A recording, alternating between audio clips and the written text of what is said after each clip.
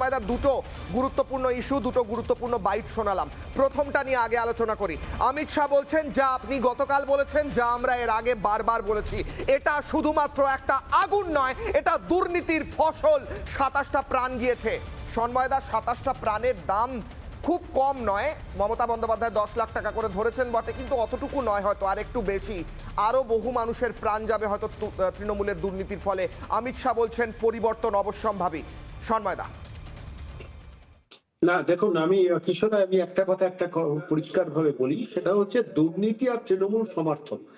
আপনি তৃণমূল হবেন, দুর্নীতি করবেন না, বা আপনি তৃণমূল হবেন, আপনি দুর্নীতির পৃষ্ঠপোষকতা করবেন না, বা নিজে দুর্নীতি করবেন না, এটা কোনোভাবে বাংলার মাটিতে হয় না। কিন্তু প্রশ্ন হচ্ছে, দুর্নীতির ইস্যুটাকে বিরোধী রাজনৈতিক দল হিসেবে, মূল বিরোধী রাজনৈতিক দল হিসেবে বিজেপি কি সেইভাবে এস্টাবলিশ করতে পারছেন? এই প্রশ্নটা আমাকে কিন্তু বারবার করে ভাবাচ্ছে। অমিত শাহ বক্তৃতা আজকে আমি ফলো করছিলাম। আমি এই বক্তৃতার মধ্যে পরিষ্কারভাবে বলছি যে, উনি বলেছেন যে আমাদের রাষ্ট্রবাদী সরকার পশ্চিমবঙ্গে নিয়ে আসুন, আমরা দরকার হলে একদম বিচার বিভাগীয় কমিশন করে কোন একজন বিচারপতি বসিয়ে আমরা পুরো ব্যাপারটা, সমস্ত ইনভেস্টিগেশন গুলো কমপ্লিট করব।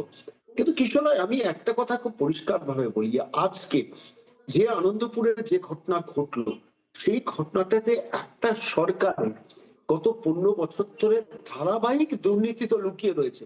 এটা কি আমরা কেউ অস্বীকার করতে পারবো? 35টার উপর কারখানার কোনো ফায়ার লাইসেন্স নেই, ফায়ার অডিট নেই।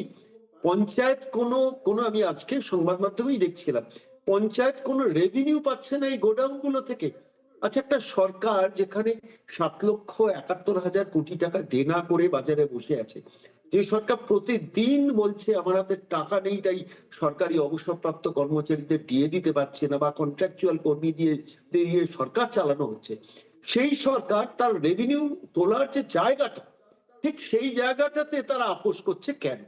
তার কারণ এই পশ্চিমবঙ্গের মাটিতে একটা প্যারালাল ইকোনমি গ্রাউন্ড লেভেলে হয়ে গেছে, এবং এটার উপরই তৃণমূল দলটা ডিপেন্ডেন্ট। এই যে বালি দুর্নীতি, বালি খাদানের দুর্নীতি, মাঝে মাঝে পুলিশ রেড করে, মাঝে মাঝে আমরা দেখেছি বর্ধমানের এরা ডিএম রেড করতে যান, পুলিশের এসপি রেড করতে যান, অথচ তারা ফাইনাল একটা কনক্লুশনে আসতে পারছে না যে আমার at the end of the day Sarkar is losing the revenue.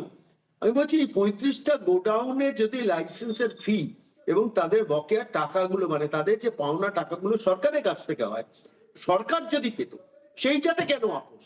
এখানেই তো লুকিয়ে রয়েছে পশ্চিমবঙ্গের করাপশন। এবং আমি কিশোরের আরেকটা খুব দায়িত্ব নিয়ে বলছি, পশ্চিমবঙ্গের আর্থিক অবনতির ক্ষেত্রে শিল্পায়ন যেমন হয় না, বিভিন্ন জায়গায় করাপশন যেমন হয়, তার থেকেও বড় জিনিস আমার যেটা মনে হয়, সরকার কি আদৌ চায় যে যেখান থেকে আমার টাকাটা তোলা দরকার, যে টাকাটা আমার ন্যায্য টাকা, পাওনা টাকা, সেই টাকাটা আমাদের সরকারের ভাড়ারে আসুক? এখানে নীলাদ্রি বাবু আছেন, আইনজীবী, তিনিও স্বীকার করবেন। একটা প্রশ্ন স্যার, আমার একটা প্রশ্ন। সরকার হয়তো টাকা তুলতে চায় না, কিন্তু তৃণমূল তো টাকা তুলতে চায়। তৃণমূলও যে টাকা তুলতে চায় না এমনটা তো নয় সন্ময়দা।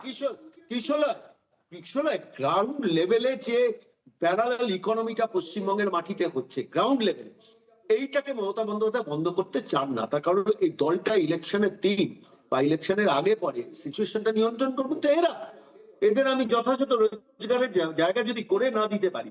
আচ্ছা বলুন, আমি আসছি সন্ময়দা, নীলাদ্রি বাবু উত্তরটা নেই। আমি আসছি সন্ময়দা, নীলাদ্রি বাবু উত্তরটা নেই। তৃণমূল নানা ধরনের কন্টেন্ট দেখার জন্য লাইক করুন, শেয়ার করুন আমাদের ফেসবুক পেজ, সাবস্ক্রাইব করুন আমাদের ইউটিউব চ্যানেল।